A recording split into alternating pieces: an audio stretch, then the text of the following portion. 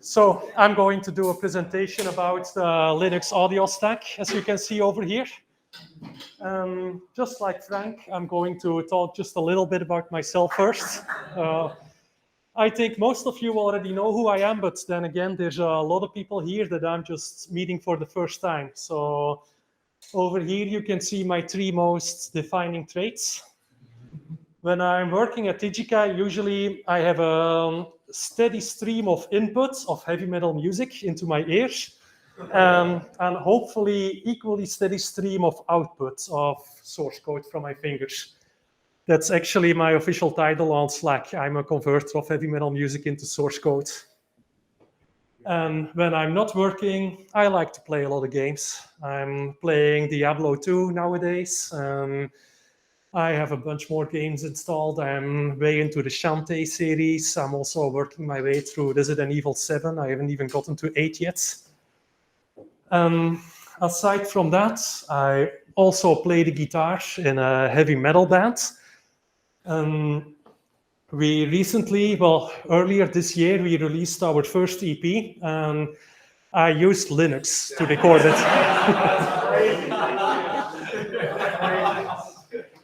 I have it right here, actually. And yeah, I'm going to be honest, for the post-production, I did switch to Windows because there's just so much more VST support. But every moment we were in the studio and I was recording my bandmates playing their instruments, it was this little laptop on Linux doing the job. And so I'm going to talk about how that stuff works a little. It's easy to get lost when it comes to the Linux audio stack. There's like so many different technologies over here. Yeah, it can be difficult to figure out like where do they all fit in the stack, like what talks to what can you use together, what replaces the other. So hopefully I'm going to make that a little bit easier to understand. So let's start at the very beginning in the long ago. I think up until kernel 2.5 or something, OSS, the open sound system, was the main way of audio on Linux. So you have the hardware sound cards, and then it's a kernel layer that sits on top of the hardware. And on top of this layer, you make applications. It's basically an API. So the hardware vendors, they can call this API to make their drivers. And then the applications can also call this API to get a computer to make sound. And in between it all, OSS is passing messages back and forth. So yeah, your computer can make sound. It's pretty old. Like there is actually still a diehard group who swears by it, but I'm a very active member of the Tokyo Linux users group, and I've yet to meet one. A very big limitation is like my third point over here, only one audio application at a time. So if, say, you're listening to music, your browser cannot play an audio cue when you get a notification or something. So yeah, that was pretty limited. Those were dark days. Eventually, this was replaced by ALSA. ALSA does the exact same thing. It sits in the exact same space, but it's just simply better. So right now, you can have multiple programs making sound at the same time, and they can be seamlessly mixed together. And just a whole plethora of better support for all kinds of hardware. And the list goes on and on, way more than I can write here. It's just, I don't understand why anybody would still want to use OSS these days. The next one to mention is Pulse Audio. That's also a very popular one that a lot of people use. This sits in between ALSA and the applications. Actually, Pulse Audio doesn't really do anything that ALSA isn't able to do for you, and detractors will tell you that loud and clear. But I wonder, is anybody here old enough to remember having to make a .asound.rc file, put it in your home directory? Well, I am, and it wasn't fun. So basically, Pulse Audio just does what ALSA does and makes it a whole lot easier. It makes things just work, trademark. So about Pulse Audio. Yeah, just like I said, a lot less configuration needed than ALSA. I've never used this feature, but cross-platform is very interesting because applications are no longer talking to ALSA directly, they're talking to Pulse Audio. Over here, oh, did I not push my button? Yeah. Over here, it sits on top of ALSA, but it could just as well sit on top of another architecture, and the applications could use the same Pulse Audio interface to write their sound cues. Yeah, then whatever BSD, Solaris, macOS, whatever those OSs use to communicate to sound drivers, that will then be used instead. Yeah, easy to play multiple apps through multiple sound cards. So in this laptop, there is just one sound card in here, but let's say I want to connect the second one. Like I have this one right here. This is a USB sound card. If I plug that in, ALSA will see it right away, and Pulse Audio will make it very easy to start using it right away.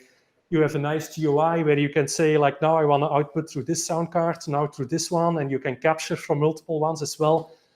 Like, let's say this is actually something I was going to hold up later, but this is an audio interface which you can use to plug in much higher quality microphones than the ones that usually go into USB. Well, that one is also, or the one that I'm holding is awesome, but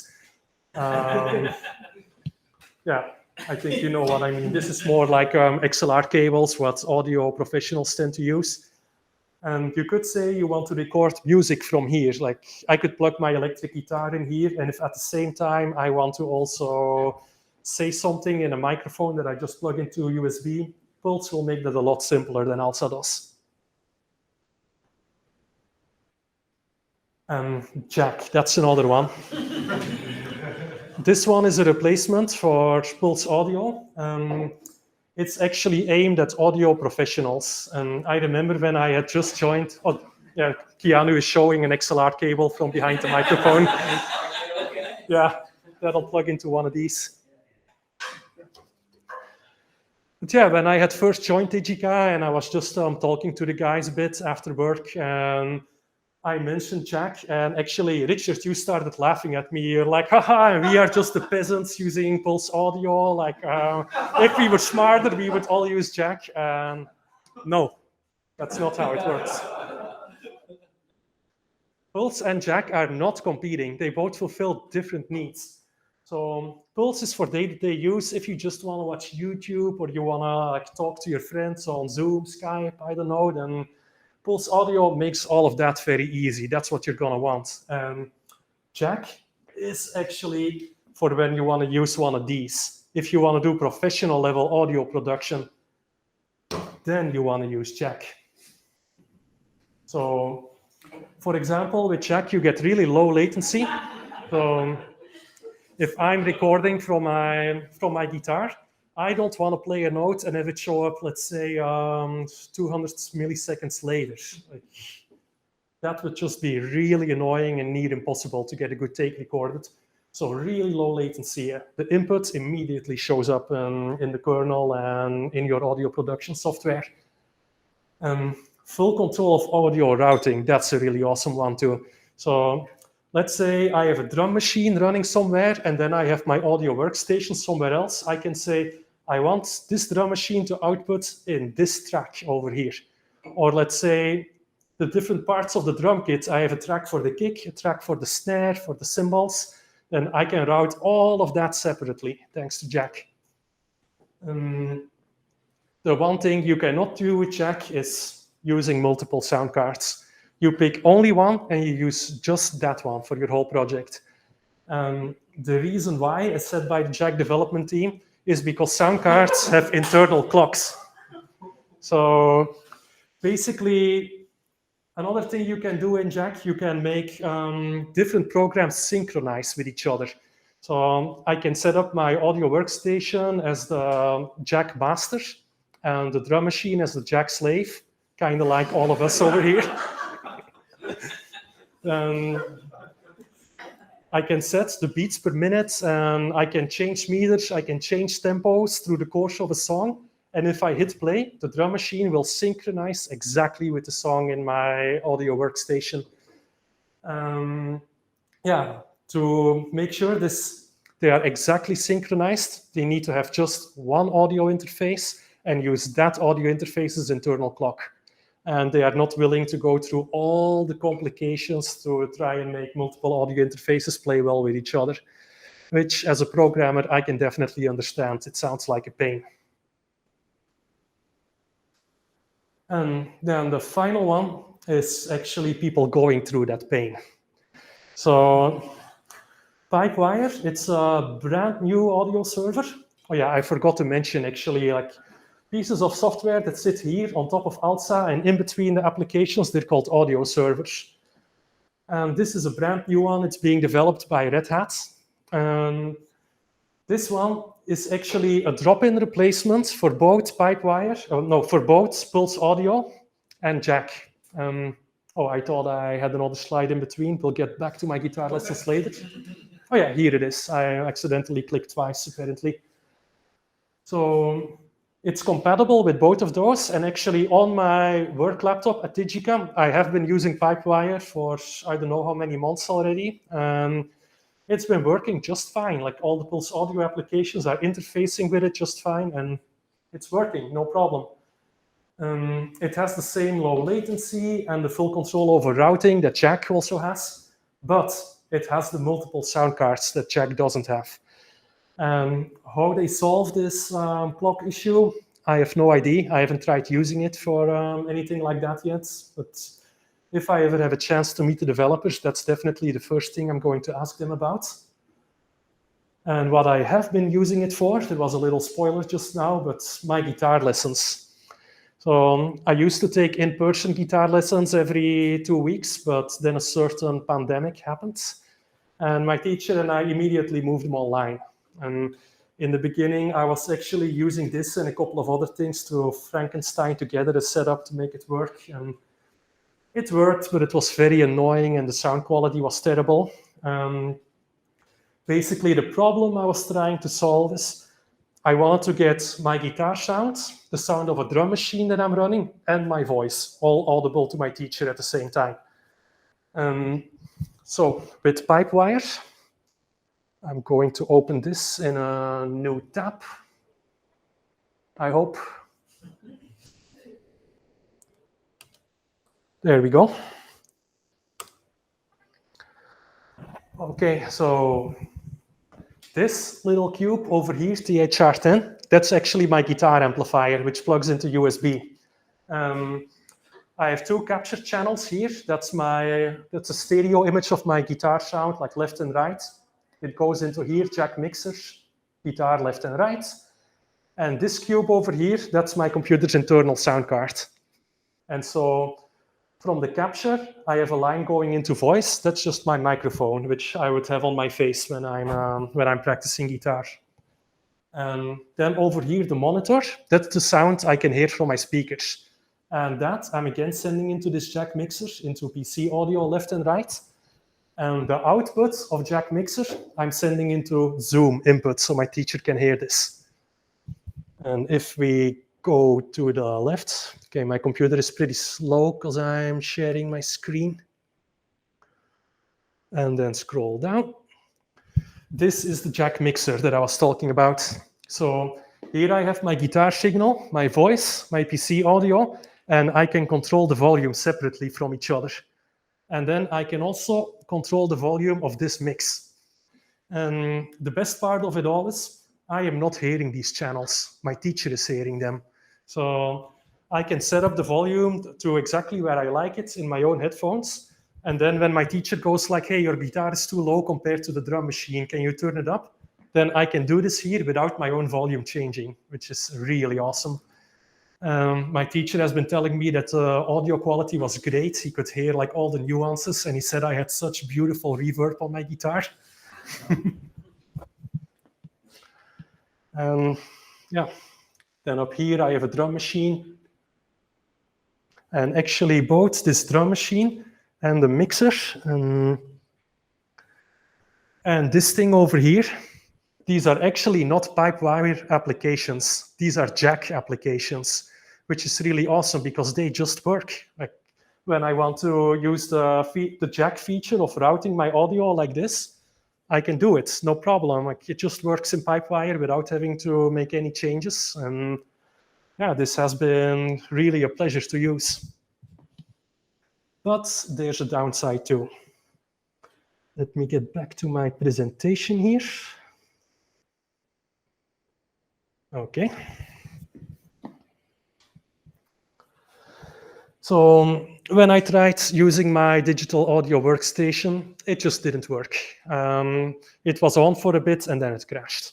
So when I'm doing any actual recording or music production, I'm still going to use Jack. I'm expecting this to get better in the future. Like, this is still brand new, like version 0.3 point something came out just 10 days ago.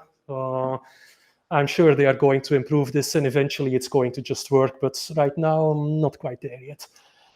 Yeah, hot plugging a USB sound card, that's also something Alsa is still better at. So this thing that I held up before, so when it's a surround sound card, so I've got 6 channels, 2 front, 2 back, and then center and subwoofer. When I plug it into Pulse Audio, immediately it can start playing through it. And when I plug it into Pipewire, it detected it. I could see all the channels, but I still had to make the connections myself. And actually, the way that I use this is when I'm playing live with my band. So we have backing tracks playing behind us. And I sent 2 channels out front, which is a stereo channel for the audience to hear, and then 2 channels out back, which is a click for the drummer's headphones and a mono backing track also for the drummer's headphones. And so when I'm sitting in the dressing room and it's 20 minutes until stage time, I need this to just work. I can't be fiddling with connections, like what goes where, and then check, does it work properly? So on this laptop, I actually haven't installed Pipewire, and here I'm still using Pulse, but at my work laptop and my private laptop back home, I've completely switched to Pipewire. Another thing, when we take this to the stage, the drummer is very likely to pull it out of USB because it's easier to carry that way. Pulse Audio can deal with that.